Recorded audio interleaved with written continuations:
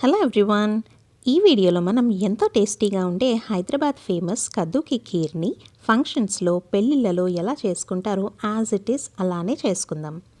ఇక్కడ చూపించిన విధంగా ఇదే కొలతలతో మీరు ఒకసారి ట్రై చేసి చూడండి. ఎప్పుడు స్పెషల్ గెస్ట్ వచ్చినా ఏ అకేషన్కైనా మీరు ఈ స్వీట్ రెసిపీ చేయడానికే ఫస్ట్ ప్రిఫరెన్స్ ఇస్తారు. అంత బాగుంటుంది ఈ రెసిపీ. అంతేకాకుండా ఇది చాలా సింపుల్గా క్విక్గా అయిపోతుంది. అలానే ఇది కుదురుతుందా లేదా అన్న క్వశ్చనే లేదు, అంత బాగా కుదురుతుంది. ముందుగా 1/3 కప్ సగ్గుబియ్యం తీసుకొని శుభ్రంగా వాష్ చేసుకోవాలి. సరిపడా నీళ్లు పోసుకొని ఒక 2 గంటల పాటు నానబెట్టుకోండి. ఎంత ఎక్కువసేపు నానబెట్టుకుంటే అంత తొందరగా ఉడికిపోతాయి. నేను ఇక్కడ స్మాల్ టు మీడియం సైజ్ సొరకాయని తీసుకున్నాను. ముందుగా చెక్కును తీసేశాను. తర్వాత మధ్యలో ఉండే ఆ స్పాంజీ లేయర్ గింజలతో సహా తీసేసుకొని మిగిలిన సొరకాయని ఇలా చిన్నగా తురిమి పెట్టుకున్నాను. ఇప్పుడు ఒక కడాయిలో 2 స్పూన్ల నెయ్యిని వేసుకొని ముందుగా కట్ చేసి పెట్టుకున్న నట్స్ని ఫ్రై చేసుకుందాం. నేను ఇక్కడ జీడిపప్పు, బాదం, పిస్తాను తీసుకున్నాను. మీకు నచ్చిన ఏ డ్రై ఫ్రూట్స్ అండ్ నట్స్నైనా మీరు వేసుకోండి. ఇవి లో ఫ్లేమ్లో కొద్దిగా కలర్ చేంజ్ అయ్యే వరకు ఫ్రై చేసుకొని పక్కన పెట్టుకుందాం.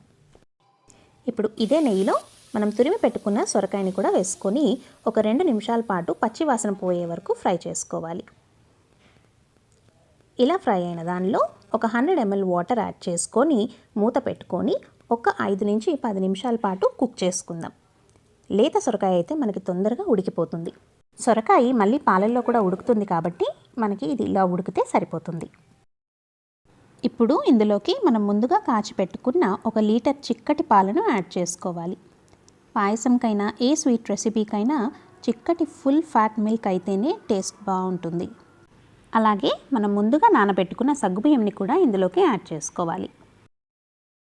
ఇప్పుడు దీన్ని ఒక 10 నిమిషాల పాటు మీడియం ఫ్లేమ్ మీద సగ్గుబియ్యం చక్కగా ఉడికే వరకు కుక్ చేసుకోవాలి.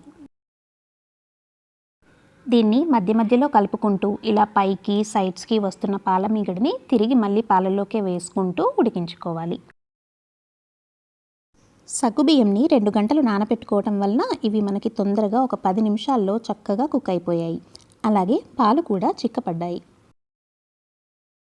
ఇప్పుడు కొద్దిగా పాలు లేదంటే వాటర్ని తీసుకొని అందులోకి ఒక పెద్ద స్పూన్ కస్టర్డ్ పౌడర్ని వేసుకొని ఎక్కడ ఉండలు లేకుండా స్మూత్గా ఇలా కలుపుకోవాలి.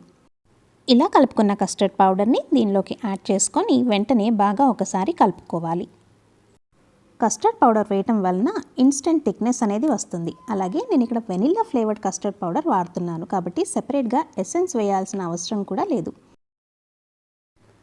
ఇది చిక్కపడటం ఆల్రెడీ మనకి స్టార్ట్ అయిపోయింది. ఇప్పుడు దీనిలోకి 1/3 cup condensed milk, 1/3 cup sugar, 1/2 spoon ఇలాచీ పౌడర్, ఒక చిటికెడు గ్రీన్ ఫుడ్ కలర్, ఇవన్నీ ఒకసారి బాగా కలుపుకోండి. ఇన్ కేస్ మీ దగ్గర కండెన్స్డ్ మిల్క్ లేకపోతే 1 ఫుల్ కప్ షుగర్ని యాడ్ చేసుకోండి. బట్ 99.9% మీరు కండెన్స్డ్ మిల్క్ యాడ్ చేయడానికే ట్రై చేయండి. ఎందుకంటే దీనివల్ల ఎన్నో రెట్లు టేస్ట్ ఎన్హాన్స్ అవుతుంది. అలాగే ఒక మంచి రిచ్నెస్ అండ్ టెక్స్చర్ వస్తుంది ఈ డిష్కి. మనం ముందుగా ఫ్రై చేసి పెట్టుకున్న నట్స్ని కొన్ని గార్నిషింగ్ కోసం పక్కన పెట్టుకొని మిగతావన్నీ ఇందులోకి యాడ్ చేసేసుకొని ఇంకొక 2-3 నిమిషాలు ఉడికించుకోవాలి. ఖీర్ మనకి ఈ కన్సిస్టెన్సీకి వస్తే సరిపోతుంది. ఇది చల్లపడే కొద్దీ మరింత చిక్కపడుతుంది కాబట్టి ఇలా వచ్చిన తర్వాత స్టవ్ ఆఫ్ చేసేసుకోండి. దీన్ని రూమ్ టెంపరేచర్లో కానీ లేదు ఫ్రిడ్జ్లో పెట్టుకొని చిల్డ్గా కానీ సర్వ్ చేసుకోండి. ఎంతో టేస్టీగా ఉండే ఈ స్వీట్ రెసిపీని ఈ కొలతలతో ఈ పద్ధతిలో ఒకసారి ట్రై చేసి చూడండి. మీకు ఖచ్చితంగా నచ్చుతుంది. వీడియో కనుక నచ్చినట్లయితే సబ్స్క్రైబ్ చేసుకోండి. Thanks for watching.